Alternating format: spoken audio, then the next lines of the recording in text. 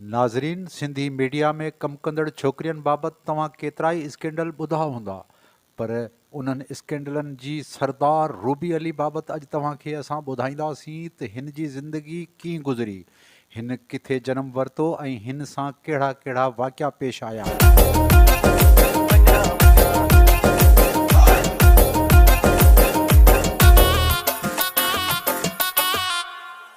उन सां गॾोगॾु तव्हांखे रूबी अली जी पर्सनल स्टोरी पिणु हिन वीडियो में असां ॿुधाईंदासीं। रूबी अली केरु आहे? तकरारनि जे वर चढ़ियल रूबी अली असल पंजाबी आहे। सबसे पहले तो मेरी मदर टंग जो है वो मैं पंजाबी हूँ, और उसके बाद मैंने सिंधी सीखी। सिंधी सीखने के बाद मैंने सिंधी चैनल्स पे काम किया और अल्हम्दुलिल्लाह 15 साल से काम कर रही हूँ।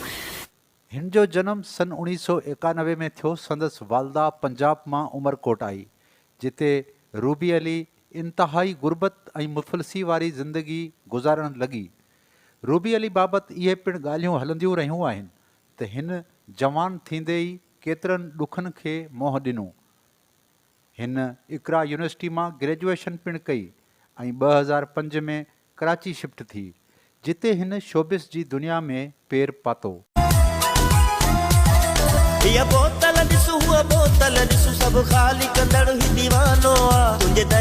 हिन पीटीवी तां पंहिंजे कैरियर जी शुरूआत कई ऐं पोइ सिंधी मीडिया ॾांहुं पंहिंजो रुख कयो।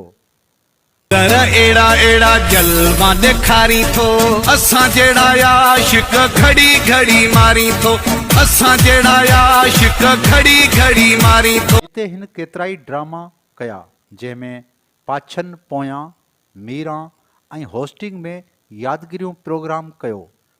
रूबी अली मथां हमेशह संदसि कयल गाननि तोड़े टिकटॉक में डांस ते तनक़ीद थींदी रही आहे।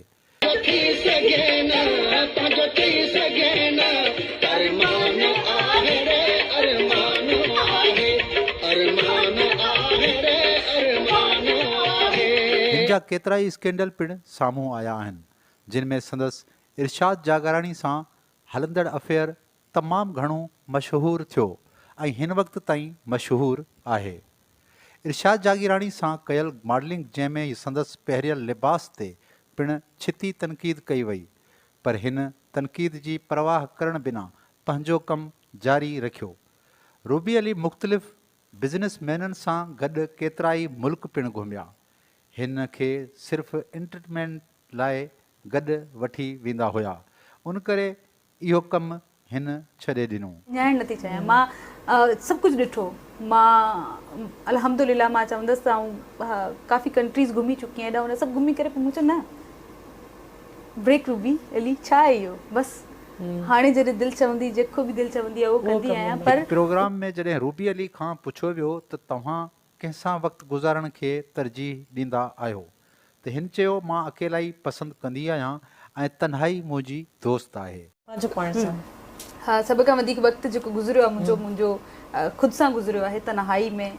त उर्दू में हिकिड़ो मुहावरो आहे, बदनाम होंगे तो क्या नाम न होगा। बदनामी खणी बि हिन पंहिंजो नालो वॾो कमायो आहे।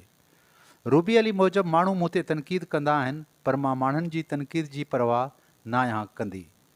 रूबी अली हिन वक़्तु सिंधी चैनलनि ते कमु करण खां अलावा मुख़्तलिफ़ गाननि में पिणु मॉडलिंग करे रही आहे। नाज़रीन, हीअ वीडियो अगरि अव्हांखे पसंदि आई आहे त असांजे चैनल खे सब्सक्राइब ज़रूरु कजो ऐं बेल आइकन खे ज़रूरु दॿाइजो, जीअं ईंदड़ वीडियो जो नोटिफिकेशन तव्हां ताईं पहुची सघे। महबूब न्यूज़ नेटवर्क टीवी, हैदराबाद।